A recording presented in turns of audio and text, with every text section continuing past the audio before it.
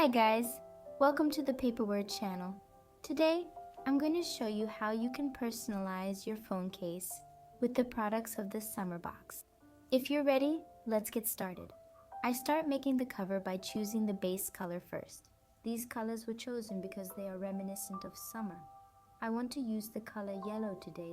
That's the thickness of our sole, so it's quite suitable for the sheath. I'll start by taking measurements for the base. One of the important points here is that the sleeve is equal to the ends of the paper. Now I'm starting to draw without scrolling. Now we can cut the measurements that we have taken. One of the points we need to pay attention to here is that the line here coincides with this. When it is ready, we can start cutting. We took our paper measurements. Now we can start smoothing the edges. I'm going to use this tool for that. This tool is already included in the phone case making kit. We check to see if the paper we cut is settling into it. Yes, it looks good. Now we are trying to cut the camera parts. Let's get started. I'm placing an item under the paper for support. It could be anything, ensuring there are no gaps and the measurements are even.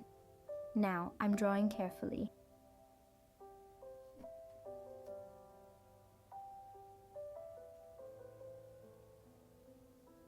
One of the toughest and most important parts of phone case making is cutting them flawlessly.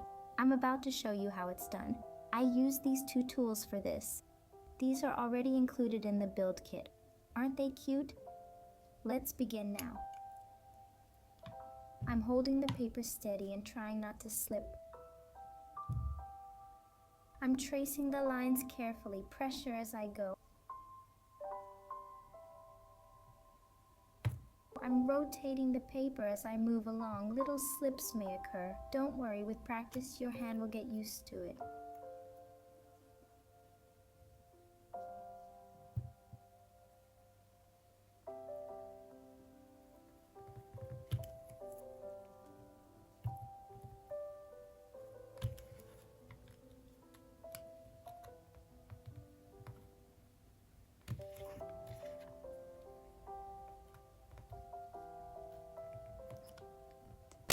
Great, one is already done.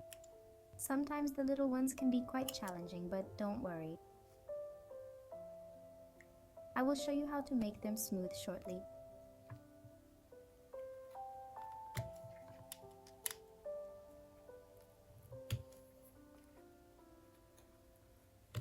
I'm turning the paper as I progress. The cutting is finished. Now, I'm erasing the traces here, and now I'm going to show you how I made them flawless. This is the trick, you can say that. I pick a circle that fits it and progress without causing too much damage to the paper.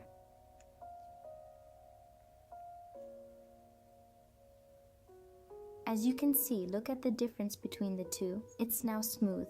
Now I'll do it to the others. For smaller rounds, I prefer to use this because it does make my job a lot easier.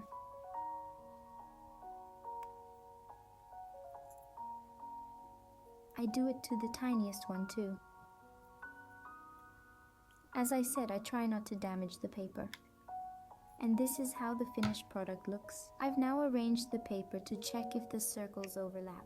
Yes, it looks perfectly fine. If you're ready, we can begin designing our cover. You are completely free when it comes to designing. I'll just show you a few examples to give you an idea. I'd like to start with papers, which are indispensable in making a cover.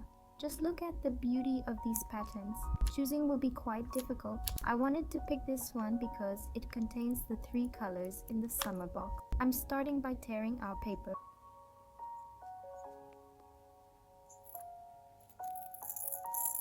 Now I can start gluing. Now I'm trying to glue it so that it aligns with the lines. I'm cutting off the excess part. Now I'm going to try to trim the excess again here. I'm trying to be careful when I do this. I go back into the circle as much as possible each. I'm going to try to space it out so we have a diverse cover. Now I want to show you the papers here. As soon as we opened it, colorful papers greeted us. Look at how cute these are. It's hard to choose, but I want to use this one. Again, I want to give you a side view. I glue it so that it aligns with the ends. Normally, after gluing the papers, I make the final cut. But here, to see how it all comes together, I cut it after each step. Let's take a look at the product here. I've already set my sights on this paper. I glue it again so that it aligns with the edges. If you've noticed, as I progress, something begins to form in my mind. For instance, right now I'm considering doing something with these parts, many sheets of paper. I'm well aware that I'm using them, but I want to include them as well. The papers within are as follows. I want to use this. I flip it over to make cutting it easier as our mold slowly starts to take shape. I want to add the flowers present here as well. It's made up of both transparent and normal paper, but for now I want to use it from normal paper over here. I'm going to use this because I believe the flower will harmonize better with the page. I'm placing it gently. I want to give you a glimpse of this band. This is a ribbon full of butterflies. I think it has a very nice vintage look. I'm putting it in now. I really enjoy lining it up with these corners. I'm going to do it again. I showed you the stickers that are here. I'm confident something will come of this. Look at the sweetness of these. I picked the one over there.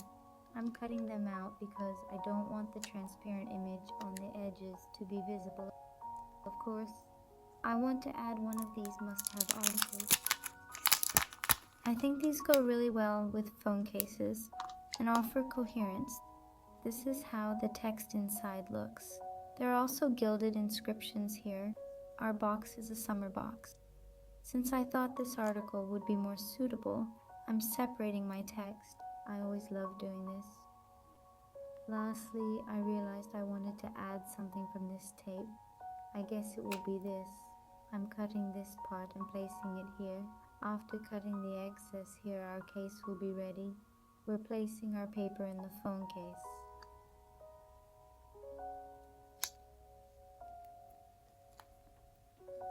Like this. How did you find it? I'm curious about the things that challenge you the most when making a phone case. I would be happy if you wrote in the comments. I hope this video was useful for you. See you in the next video. Goodbye.